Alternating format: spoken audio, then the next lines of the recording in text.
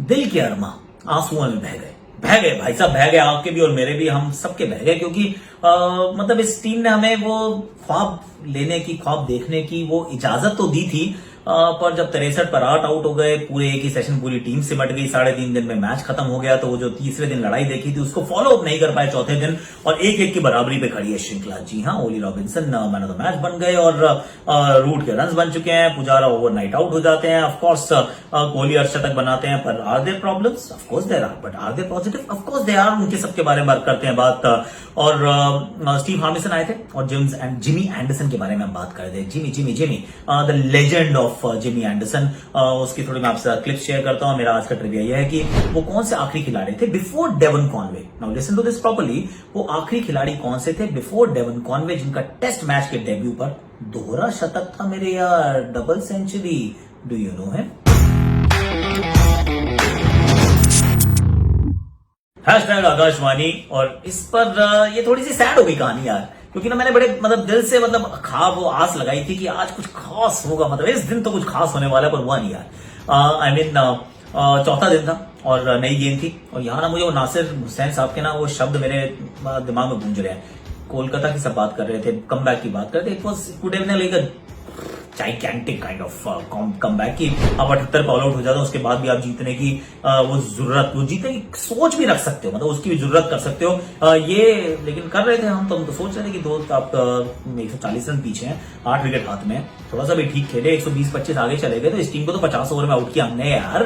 तो वो वाली सोच आनी तो शुरू हुई थी, पर उन्होंने कहा देखो ऐसा है, ये हेडिंग भी है, ये सेकंड न्यू बॉल है, ये कोलकाता नहीं है तुम्हारा जहाँ पे सेकंड न्यू बॉल से कुछ नहीं होगा, यहाँ सेकंड न्यू बॉल हरकत करती है। हमने कहा चलो कोई नहीं, लेट्स देखते हैं कि अगर गेंद हरकत करती है तो भैया हमारे पास 2 खिलाड़ी हैं, और जब वो रन बनाते हैं तो फिर इंडियन क्रिकेट की बरकत होती है। तो यानी हाँ, शुरुआत होती है, पुजारा आउट हो जाते हैं, एक भी रन ऐड नहीं करते हैं, 91 के स्कोर पर ही आउट हो जाते हैं। ओली रॉबिन्सन की बॉल को वो जाने देते हैं, अंपायर नॉट आउट देता है, पर आउट करा। इस वाले मैच में ना कंपेरिटिवली 50-50 रही है, आई टेल यू व्हाट। उधर से कोहली खेल रहा है, कोहली अगेंस्ट एक अपील होती है, कोहली को आउट करार दिया जाता है, पर फिर अपील और DRS not out. I mean it was just like that, पर कोहली फिर आउट होते हैं, अर्धशतक जरूर बनाते हैं, पर ओली रॉबिन्सन का शिकार बनते हैं और एक ही तरीके से एक बार फिर आउट हो जाते हैं। It's a very identical way of getting out, कि बाहर किनारा भारी किनारा नाउ 5 टाइम्स इन अ रो, तो एक ही तरीके से आउट हुए। हालांकि चलिए एक अर्धशतक बन गया, which is a good thing, Pujara के रन बन गए, that is also good thing, पर दोनों शुरुआत में आउट हो गए, वेरी बैड थिंग। अब उसके बाद क्या है जी, उसके बाद अज्जू आते हैं, अज्जू जाते हैं, वो विकेट मिल जाती है जिमी एंडरसन को, और उसके बाद तो देखिए कोई मौका था नहीं, क्योंकि Rishabh Pant, I think that is one area which is of slight concern. मैं इसलिए कह रहा हूँ क्योंकि आप जो 5 गेंदबाज खिलाते हैं, आप ऋषभ को 6 पे खिलाते हैं, तो इस फुल टेम्पलेट का जो सबसे इंपॉर्टेंट पीस है वो है ऋषभ पंत। पंत अच्छा करेंगे, पंत रन बनाएंगे, पंत आपको एंड तक बैटिंग करेंगे एंड ऑल ऑफ दैट, पर पंत कर नहीं पा रहे हैं। पंत के खेलने का अंदाज, वो आते सपोर्ट करते हैं।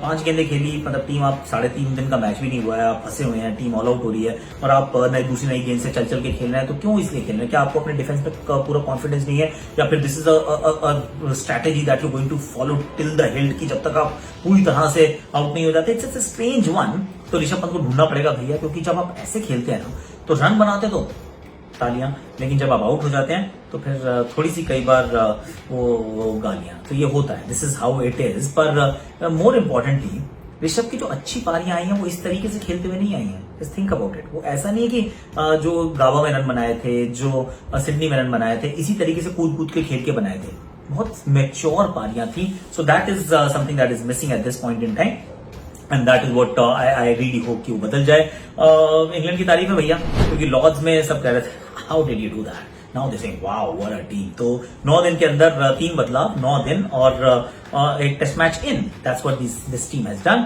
और अब यहां से जब जाएंगे ओवल की तरफ, मुझे लगता है बड़ा इंटरेस्टिंग अब ये श्रृंखला हो गई है, क्योंकि इसमें ना रोमांच ना 2 गुना 3 गुना बढ़ गया। अब कोई नहीं कह सकता कि इंडिया फेवरेट है, अब कोई ये नहीं कह सकता कि भैया इंग्लैंड जो है या तो यहां से कंप्लीटली जीत जाएगी, या फिर ये अंडरडॉग्स हैं, कुछ नहीं है, बराबरी पे एक दूसरे का जो कद है, कंधे से कंधा मिलाते चल रहे हैं बहुत सा। So will be interesting how it pans out from here. पर इंडिया बिसाइड से Ishant Sharma, I don't think they will be looking to make too many changes, that's also true. But आज के लिए इतना ही है।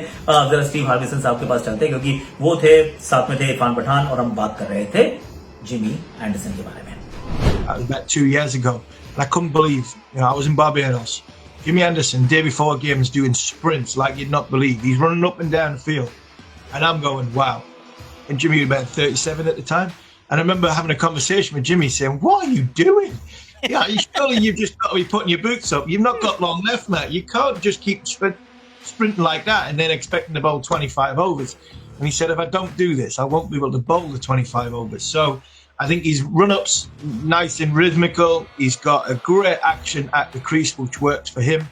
And he's not had too many major injuries. And I think at the minute, when you look at him, he's 39-year-old. He's one injury away from being retired, like a proper injury. So, and he loves the game. Jimmy loves the game. He loves the battle. He loves being out there. He loves Virat Kohli at the other end, because that's what gets him going.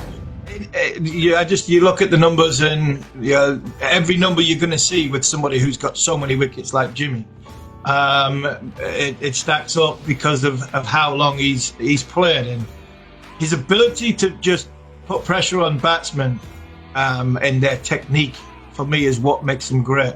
And I think when you mentioned there, Akash, about the shorter format, he's not played shorter format cricket, which for a number of years. And when Jimmy was around in the early part of his career, he was more thought of as a one-day bowler, as a test bowler. But I think what Jimmy's done, he challenges the batsman's technique. And if there's a batsman who's got any weakness in their technique, he's the best I've ever seen at exploiting it. And what I mean by that is he moves batsmen around the crease. Just subtle variations. So he doesn't jump wide of the crease. He marginally goes a little bit wider and a little bit wider and a little bit wider. And what he tries to get the batsman to do is just fall over a little bit. Maybe get onto off stump as opposed to from middling off, where the impact of defending the ball.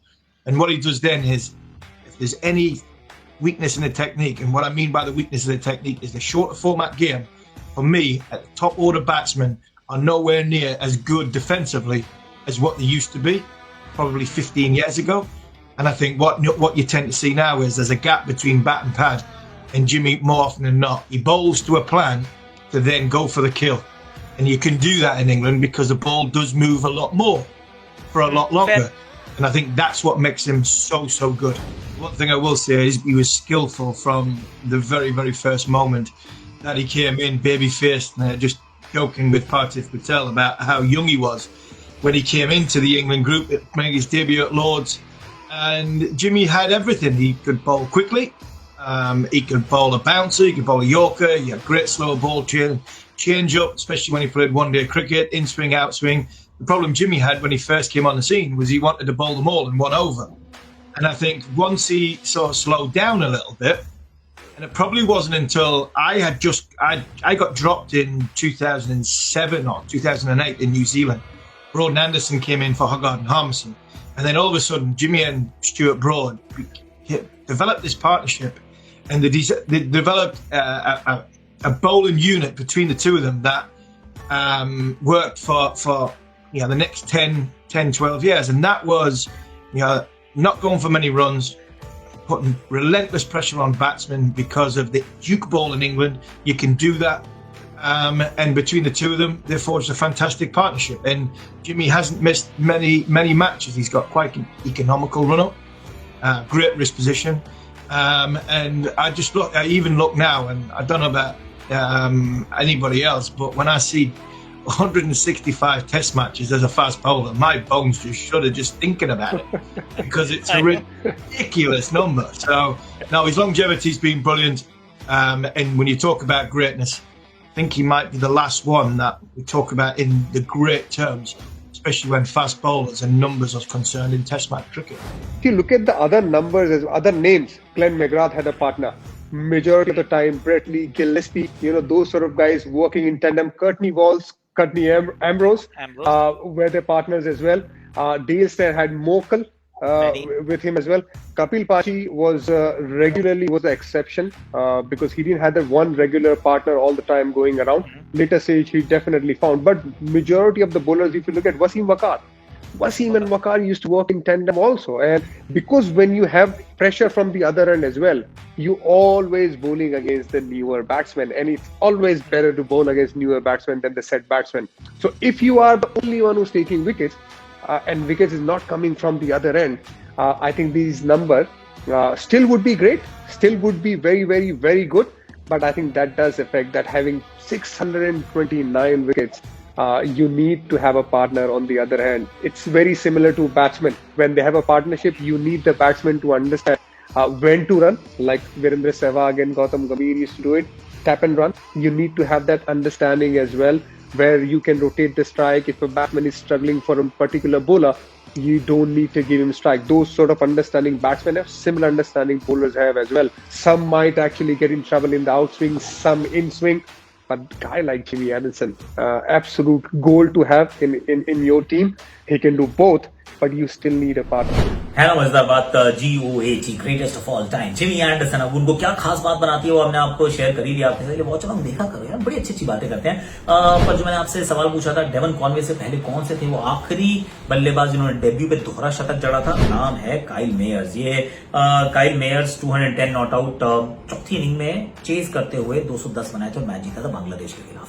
Away test match. Now this is incredible. Of course Devon Conway at Lord's, उनका भी away test था, इनका भी away test था, पर debut की चौथी पारी में 210 बना के मैच जिताना, ये बेटा काइल मेयर्स। क्या आपको नाम याद था? ये नहीं था तो फिर देखा करो ना Akashvani. We all talk about fantastic things. तो अभी के लिए इतना ही है, कल फिर मिलेंगे। कमेंट करना है, सेक्शन को भर देना है, अपने प्रोफाइल पे इसको पिन करना है, दोस्तों के साथ व्हाट्सएप पे शेयर करना है और लोगों को बताना है यार कि हैशटैग आकाशवाणी अभी से शुरू हो रही है, फिर IPL भी है, वर्ल्ड कप भी है, इस फैमिली का बन जाइए हिस्सा।